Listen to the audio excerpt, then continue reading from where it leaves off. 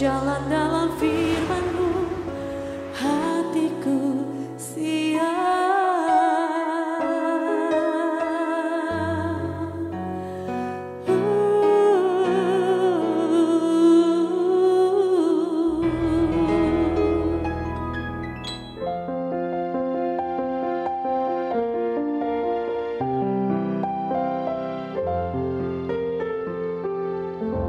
Salam, God lover yang dikasih oleh Tuhan Yesus Kristus. Kebahagiaan terbesar yang bisa kita alami adalah ketika kita menyadari kita adalah orang-orang yang dikasih oleh Tuhan. Kasih itu membuat kita bahagia. Saudara-saudara, karena Tuhan mengasihi kita, mari kita hampiri Dia. Mari kita nyatakan kasih kita lewat pujian dan penyembahan kita.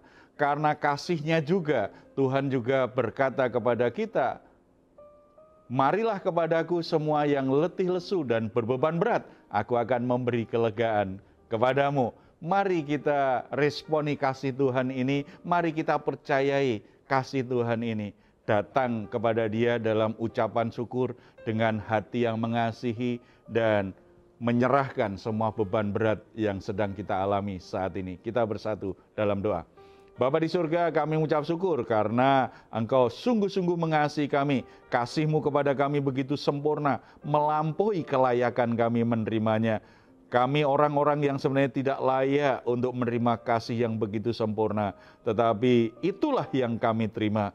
Tidak ada alasan bagi kami untuk tidak berterima kasih, untuk tidak bersyukur. Oleh sebab itu saat ini kami menghampiri Engkau dengan pujian, penyembahan kami sebagai korban syukur kami yang terbaik kepadamu. Kiranya Engkau disenangkan, kiranya Engkau bersuka cita atas hidup kami semua. Kami juga membawa semua beban berat pergumulan hidup kami, karena kami percaya Engkau peduli dengan hidup kami. Engkau memberi pertolongan, Engkau memberi sukacita melalui setiap hal yang Tuhan kerjakan dalam hidup kami. Nyatakan kemuliaan-Mu melalui setiap masalah yang sedang terjadi dalam hidup kami saat ini. Dalam nama Tuhan Yesus kami berdoa. Amin.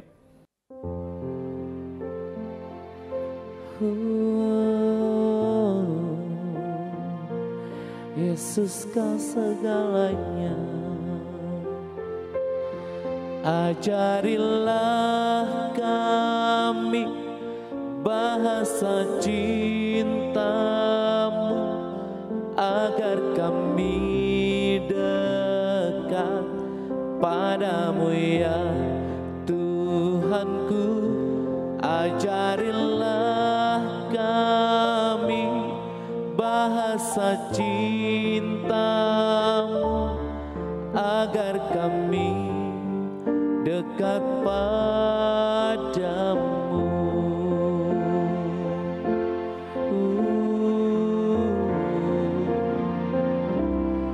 Kasih itu lemah lembut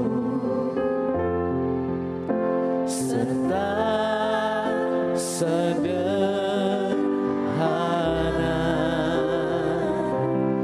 Kasih itu murah hati, sabar mendengar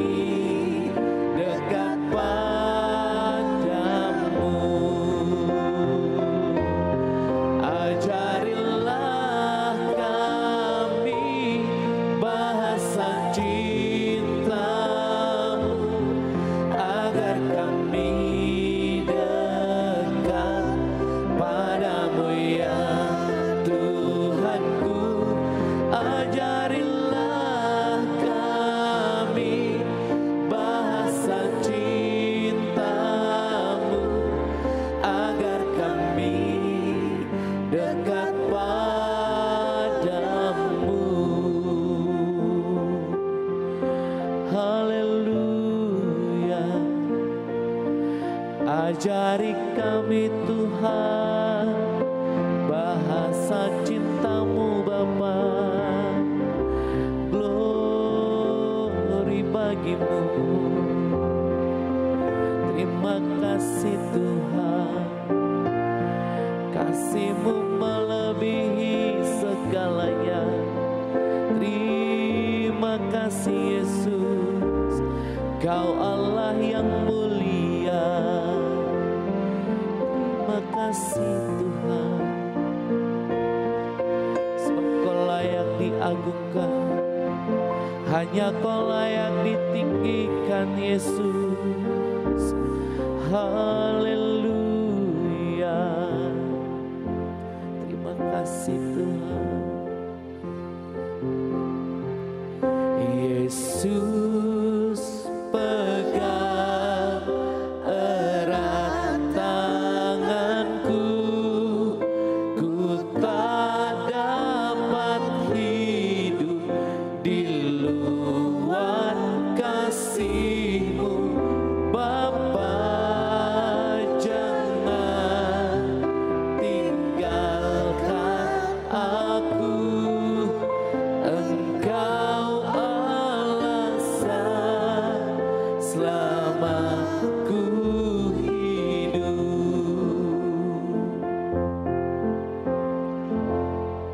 Puji Tuhan untuk kasih Bapa yang begitu sempurna dalam hidup kita.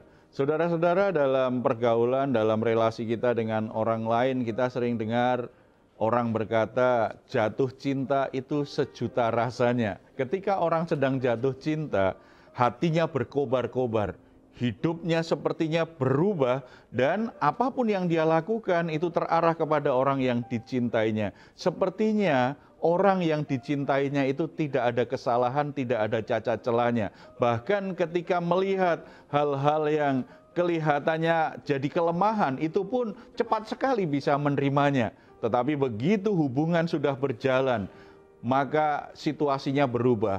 Ketika ada konflik, ketika ada perbedaan, kalimat pertama yang dikatakan jatuh cinta itu sejuta rasanya itu hilang sama sekali. Yang ada adalah saling menyakiti, hubungan menjadi rusak, kata-kata yang negatif itu saling dilontarkan, cintanya menjadi padam, yang ada justru kemarahan dan permusuhan setelah itu. Jadi saudara-saudara, kadang-kadang kita salah memahami arti cinta atau kasih. Oleh sebab itu kita perlu mengerti apa yang diajarkan Tuhan, supaya cinta kasih di hati kita itu tidak padam, tidak mudah pudar oleh situasi dan keadaan. Sebelum kita melihat apa yang diajarkan firman Tuhan kepada kita, kita dengar terlebih dahulu kisah orang yang mengalami ternyata jatuh cinta sejuta rasanya itu tidak ideal untuk dijalani. Ya, ternyata justru kadang-kadang menyakitkan. Ya, siapa mau cerita? Saya, Pak. Jadi ini cerita teman saya sih, Pak.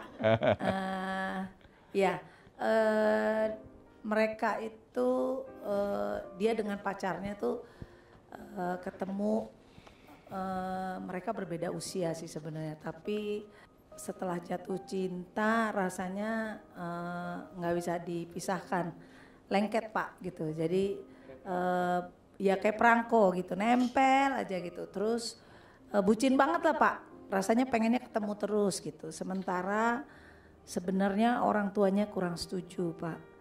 Jadi dia sampai melanggar lah apa yang dijadikan ini sama orang tuanya, nggak boleh, pokoknya nggak boleh, dan mereka akhirnya menikah. Nah, setelah menikah satu persatu berjalan waktu, dia melihat memang ada banyak hal dari sikap si pasangannya itu yang buat dia tuh nggak bisa diterima gitu, sehingga membuat mereka itu selalu dan selalu aja adanya pertengkaran, keributan, bahkan saya sampai bilang kenapa nggak coba untuk konseling ke ini gitu. Tapi dia bilang konseling juga emang udah karakternya kayak gitu, udah susah, dia bilang gitu. Jadi satu sama lain tuh nggak ada yang bisa ngalah dan nggak bisa ngakuin gitu bahwasanya iya itu memang salah aku gitu. Jadi akhirnya itu berdampak buat anak-anaknya juga Pak. Sampai akhirnya dengan berat hati dia terpaksa harus dia yang meninggalkan suaminya atau dia yang pergi dari suaminya karena dia mencoba untuk bertahun-tahun bersabar tapi itu tidak ada gitu, tidak ada. Jadi dia berdoa dan berdoa, dia bilang secara firman nggak boleh dipisahkan kecuali dengan kematian. Tapi dia terus mengalami, bahkan saya bilang sih Pak, bukan hanya sekedar sakit hati, tapi dia juga mengalami KDRT Pak. Dan suaminya juga melakukan perselingkuhan gitu. Jadi itulah yang Bapak bilang tadi, kasih mula-mula tuh hilang. Ya benar Pak, memang bukan hilang lagi, malah berantakan seperti yang ada gitu ya Pak ya. Jadi dia sampai nggak tahan dan dia yang ambil langkah. Tapi memang tidak sempat lama ya tidak bercerai lah, tapi sempat menjauh sampai dia berharap suaminya itu mau berubah dan bertobat gitu Pak. Jadi udah nggak ada lagi tuh yang manis-manis, udah nggak ada. Itu Pak. Ya dalam pernikahan orang kadang-kadang bisa seperti itu ya, karena orang itu tadi sebuah relasi dasarnya, apalagi ini kalau kaitannya dengan pasangan hidup, dasarnya adalah perasaan jatuh cinta yang sebenarnya jatuh cinta itu kan sesuatu yang kadang-kadang tidak logis dan tidak benar juga. Kadang-kadang itu terbawa situasi, kondisi, emosi tertentu orang bisa jatuh cinta. Tetapi dasarnya bukan kebenaran. Sehingga kemampuan untuk mengasihi itu mudah padam dan itu sulit ketika yang dikasih ternyata tidak seperti yang diharapkan. Kekecewaannya luar biasa. Supaya kita bisa melewati situasi itu, kita mestinya kembali pada kebenaran firman Tuhan. Bagaimana cinta kasih itu tidak hanya didasarkan pada perasaan, tetapi pada kebenaran yang Tuhan ajarkan dan kita imani bersama. Nah, lalu bagaimana Pak agar kasih yang ada dalam diri kita itu, dalam hati kita nggak gampang pudar dengan seiring berjalannya waktu Pak? Yang jelas pasti harus belajar dari Tuhan. Karena Allah adalah kasih. Coba kita lihat 1 Yohanes pasal 4 ayat 7 sampai 21. Saya bacakan yang ayat 7. Saudara-saudara yang kekasih, marilah kita saling mengasihi, sebab kasih itu berasal dari Allah, dan setiap orang yang mengasihi lahir dari Allah dan mengenal Allah. Ayat ini jelas sekali berkata bahwa Allah adalah kasih, dan orang yang mengenal Allah, dia akan memiliki kasih, dan orang yang mengasihi itu lahir dari Allah. Dengan kata lain, kalau kita ingin memiliki cinta kasih yang tidak mudah pudar terhadap orang-orang di sekitar kita, maka sumber kasih kita harus pada kasihnya Tuhan. Harus pada pribadi Tuhan, bukan pada diri kita sendiri. Maksud saya pada diri sendiri itu kadang-kadang kan begini, saya akan menyukai seseorang yang bisa memenuhi kebutuhan saya. Saya akan menyukai seseorang yang cocok dengan saya. Saya akan mencintai seseorang sesuai dengan keyakinan yang diajarkan orang tua saya kepada saya. Saya akan mencintai orang sesuai dengan pengalaman saya, sesuai dengan kebutuhan emosional saya, sesuai dengan suasana hati saya. Kita mencintai orang dasarnya diri kita. Kalau dasarnya diri kita, kita ini manusia yang lemah. Kita bisa mengasihi pada saat semuanya baik, wah kita bisa mencintai sangat besar sekali. Tetapi ternyata orang yang kita kasihi tadi mengecewakan kita, tidak seperti yang kita harapkan, impian kita buyar. Maka yang ada apa? Kekecewaan. Yang ada apa? Kemarahan. Yang ada apa? Sakit hati. Yang ada apa? Keinginan untuk berpisah. Karena apa? Dasarnya adalah kasih kita sebagai manusia. Kasih kita sumbernya harus dari Allah. Allah adalah kasih. Kalau kita mengenal Dia, berarti kita mengenal Allah. Kalau kita punya hubungan yang benar terhadap Dia, maka kasih Allah itu menjadi sumber kasih kita. Kalau kasih yang dari Allah itu yang kita alirkan kepada seseorang, maka kita akan sanggup mengasihi orang yang sangat tidak layak kita kasihi. Itulah sebabnya Yesus berkata, ampuni musuhmu, doakan musuhmu, berkati musuhmu. Kalau itu dasarnya adalah kemampuan kita sebagai manusia untuk mencintai orang, nggak mungkin. Sebab orang yang memusuhi kita, melakukan hal-hal jahat terhadap kita, kita maklumi sebentar. Kita paling hanya memberi kesempatan kan 3 kali. Pertama dimaafkan, kedua dimaafkan, awas kalau yang ketiga. Itu kemampuan manusia kita. Kemampuan kita mengasihi seseorang, itu ada batasnya. Tetapi kasih Allah itu tidak ada batasnya. Kasih Allah itu merupakan kasih karunia. Pengampunan, kemurahan, belas kasihan yang diberikan kepada kita sebagai manusia, padahal kita tidak layak menerimanya. Bisa mengasihi orang yang memusuhi kita, bisa mengasihi orang yang membenci kita, bisa mengasihi orang yang menyakiti kita. Itu hanya mungkin bisa kita miliki kalau di hati kita dipenuhi dengan kasih-Nya Allah. Bukan kemampuan kita sendiri. Makanya supaya kasih kita tidak mudah pudar, kita harus mengasihi pasangan kita, mengasihi anak kita, mengasihi saudara-saudara kita, mengasihi orang yang kita layani dengan kasih-Nya Allah.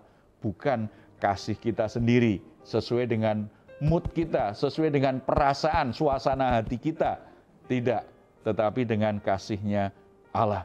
Dan kasih-Nya Allah itu dinyatakan kepada kita melalui Yesus Kristus. Makanya yang kedua, kita harus mempraktekkan kasih-Nya Tuhan Yesus Kristus. Ayat 9. Dalam hal inilah kasih Allah dinyatakan di tengah-tengah kita, yaitu bahwa Allah telah mengutus anaknya yang tunggal ke dalam dunia supaya kita hidup olehnya. Inilah kasih. Kasih Allah itu dinyatakan kepada kita seperti apa? Ia mengutus anaknya yang tunggal.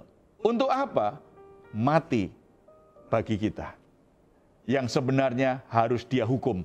Yang seharusnya harus dia binasakan. Tetapi karena kasih-Nya begitu besar, dia utus Yesus Kristus menjadi korban penebusan dosa. Praktekkan kasih yang seperti ini. Kasih yang rela berkorban. Sebagaimana Kristus sudah berkorban bagi kita, baiklah kita juga rela berkorban untuk orang-orang yang kita kasihi. Kenapa kasih kita pudar terhadap pasangan? Kasih kita pudar terhadap sahabat kita, saudara kita. Karena apa? Karena ketika kita mencintai seseorang, kita juga ingin mendapatkan sesuatu untuk diri kita. Saya mencintai dia. Karena apa? Karena dia baik. Karena dia suka memberi. Karena dia suka menolong saya. Saya pernah menghadiri sebuah pemberkatan pernikahan. Pendetanya tanya kepada pengantin perempuannya, kenapa kamu mau menikah dengan laki-laki ini? Jawabannya apa? Karena dia ganteng. Pengantin laki-laki ditanya, mengapa kamu menikah dengan perempuan ini? Karena dia cantik. Alasannya karena ganteng dan cantik. Dia lupa bahwa di luar sana yang lebih cantik lebih banyak. Yang lebih ganteng lebih banyak. Ternyata benar, tidak sampai 2 tahun cerai. Karena apa? Cintanya didasarkan pada seleranya terhadap wajah seseorang. Karena dia suka dengan wajahnya. Karena dia suka dengan bentuk tubuhnya. Dia mencintai. Makanya ketika ternyata ada yang lebih baik dari pasangannya, mudah tergoda. Cintanya menjadi pudar. Apalagi ketika ada konflik. Mulai tambah pudar. Lupa bahwa mereka sudah diikat perjanjian dalam pernikahan yang kudus. Di dalam Tuhan. Jadi dasarnya seperti itu. Kadang-kadang, mama sayang sama kamu loh nak, karena kamu pintar. Nah kalau suatu saat anaknya ternyata bodoh. Tidak tahu sesuatu. Apakah orang tuanya nggak mencintai? Banyak orang tua kadang-kadang kan cinta kasihnya terhadap anak juga didasarkan begitu. Banyak orang tua biasanya kasih sayangnya lebih besar kepada anak-anak yang kelihatan manis, yang cakep, yang pinter, yang nurut, gitu kan. Nanti kalau anak-anaknya sudah besar, kasih sayang orang tuanya itu biasanya lebih besar kepada anak yang berhasil, anak yang sukses, anak yang jadi pejabat, anak yang duitnya banyak. Sementara anak yang bodoh, jelek, sengsara hidupnya selama-lamanya karena tidak pernah dicintai orang tuanya. Kasihan sekali. Tetapi jangan takut bagi yang merasa jelek, bagi yang merasa tidak dicintai orang tua, ya. Tuhan tetap mencintaimu. Tuhan mencintaimu bukan karena wajahmu, bukan karena kepandaianmu, tetapi memang Dia sungguh-sungguh mencintai engkau sebagai pribadi yang berharga dan istimewa. Saudara, kadang-kadang dalam keluarga kan seperti itu. Orang tua tidak memberikan cinta kasihnya seperti kasihnya Kristus.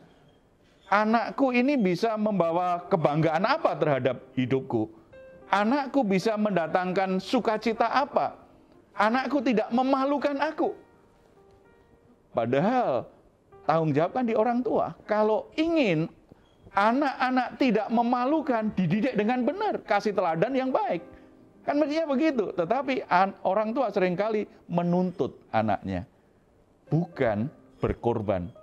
Ini yang menimbulkan kasihnya terhadap anaknya jadi pudar tadi. Kalau anaknya mengecewakan, jadi gampang sekali marah dan kemudian ngamuk ini sebagai orang tua. Dalam persaudaraan kan juga begitu. Dalam persahabatan juga begitu. Kasih kita itu harus bersumber pada Allah, dan kasih Allah yang termulia, terbesar dinyatakan melalui Yesus Kristus. Rela berkorban bagi yang dikasihinya. Kita harus mempraktekkan kasih. Kalau bicara kasih berarti apa yang bisa aku berikan terhadap orang yang dikasih. Bukan aku dapat keuntungan apa dari orang yang aku cintai. Tidak, tetapi apa yang bisa aku berikan kepada orang-orang yang kita kasihi. Ketika kita mempraktekkan kasih Kristus ini, kasih kita akan hidup terus. Kasih kita tidak pernah pudar. Dan terakhir, integrasikan kasihmu terhadap Tuhan dan dengan sesama. Ayat 11. Saudara-saudara yang kekasih, jikalau Allah sedemikian mengasihi kita, maka haruslah kita juga saling mengasihi. Mari kita mengasihi Tuhan, dan sejalan dengan itu mari kita mengasihi seseorang. Ketika kita ada masalah hubungan dengan orang lain, hubungan kita dengan Tuhan harus diperkuat, supaya kita punya kekuatan untuk tetap bisa mengasihi orang yang sulit kita kasihi. Tetap mengasihi orang yang justru menyakiti kita, membuat kita marah. Kita tidak kehilangan kasih. Jadi kalau toh kita ada konflik di batin kita, tidak terlalu lama. Kita bisa berdamai dengan situasi itu, kita cepat bisa memaafkan dia, dan akhirnya sikap kita tetap didorong oleh kasih terhadap orang itu.